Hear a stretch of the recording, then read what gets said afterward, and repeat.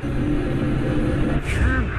I want you to do it. I want you to do it. Come on, hit me. Come on, hit me. Come on, hit me.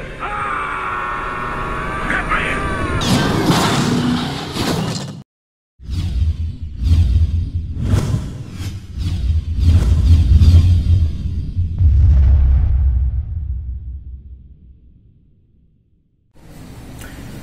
Selamat datang kembali di FGTV bareng gue Faisal Permana. Udah lama banget nggak ketemu. Udah lama banget memang gue nggak upload video. Tapi thank you very much untuk kalian para subscriber gue yang masih aja setia nungguin video-video dari gue. Oke, gue harap video ini meledak, karena apa yang gue bahas sekarang ini sangat hangat banget. Jadi topik utama berita juga. Pembahasan gue kali ini yaitu terkait tentang kasus penembakan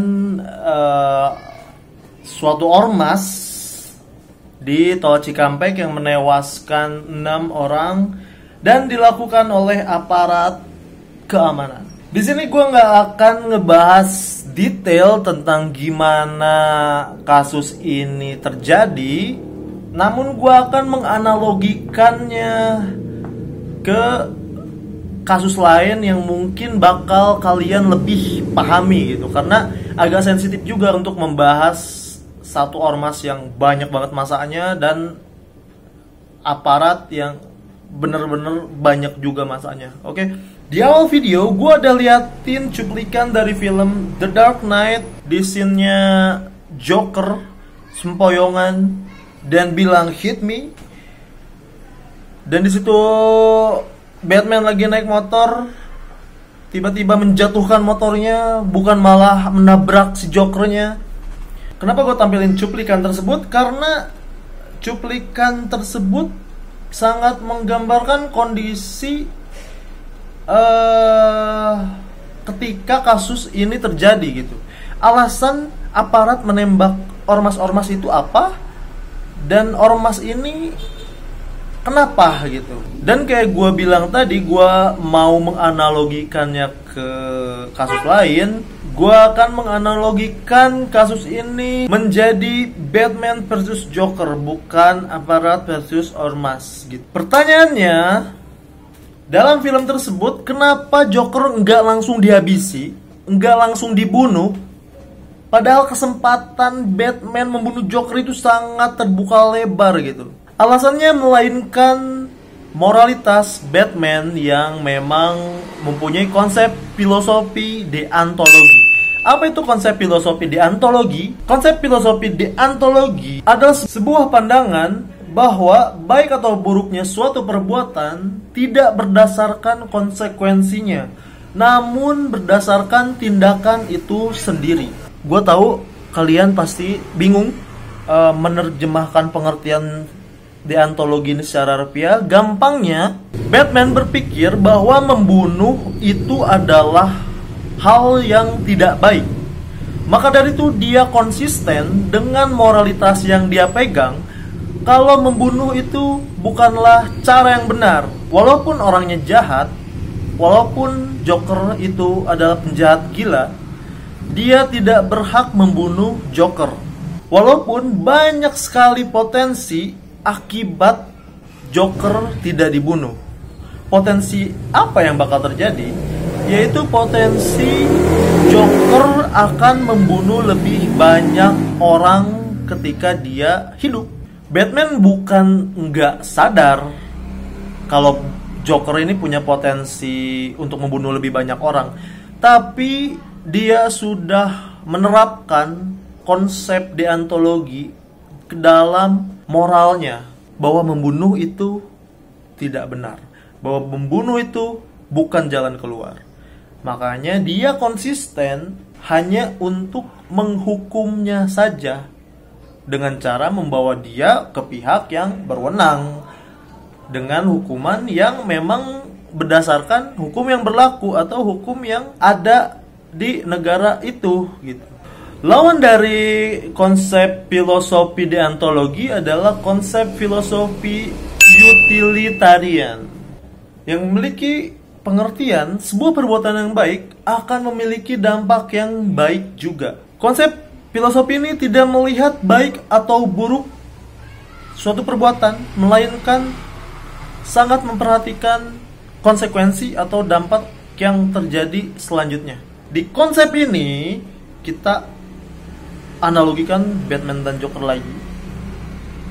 Batman bisa aja bunuh Joker secara langsung karena dia tahu Joker punya potensi yang sangat besar membuat kekacauan, dan pasti di kekacauan tersebut banyak banget korban yang berjatuhan, dan ya udah langsung sikat aja gitu. Karena tidak ingin ada hal-hal buruk yang terjadi di masa yang akan datang karena si Joker ini masih hidup. Itu gampangnya.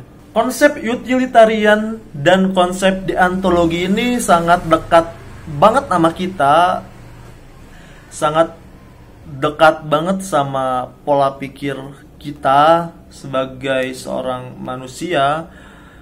Dan gua di sini menekankan tidak ada kebenaran yang absolut.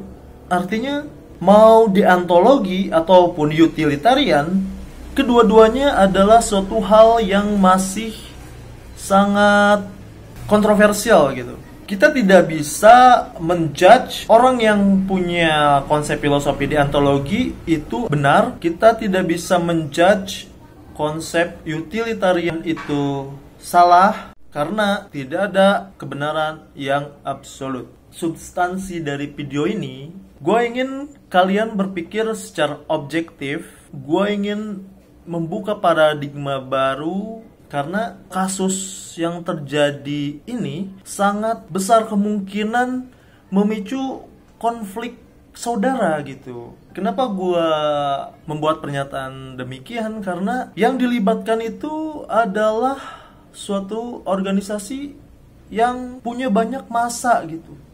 Aparat itu massanya banyak, organisasi ini massanya juga banyak gitu. Gue pengen kalian lebih objektif lagi, lebih bijak lagi dalam mencerna berita-berita yang terjadi. Jangan sampai kalian terprovokasi oleh berita-berita tersebut. Kalian harus sadar bahwa kita adalah satu, kita adalah Indonesia. Mungkin itu aja dari video kali ini. Mudah-mudahan kalian bisa mencerna video gua dengan baik. Dan mohon maaf bila banyak banget kesalahan dalam video ini. Sebenarnya ya pemahaman filsafat gue belum ada apa-apanya gitu. Gue tunggu Eno Bening buat ngebahas ini, karena gue tahu Eno Bening dia adalah mahasiswa filsafat ya. Dia ngambil jurusan filsafat, pasti dia lebih paham akan kasus-kasus kayak begini gitu. Namun Eno Bening gue lihat nggak ada respon apa-apa, nggak ada bahas kasus ini. Maka dari itu ya gua aja yang buat gitu video ini. Ya mudah-mudahan kalian bisa ngambil manfaat dari video gua ini.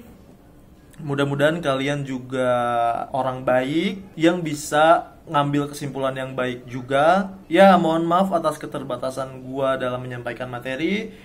Terima kasih buat yang udah nonton dari awal sampai akhir. Terima kasih buat yang udah subscribe channel ini. Yang belum subscribe, subscribe aja, gratis.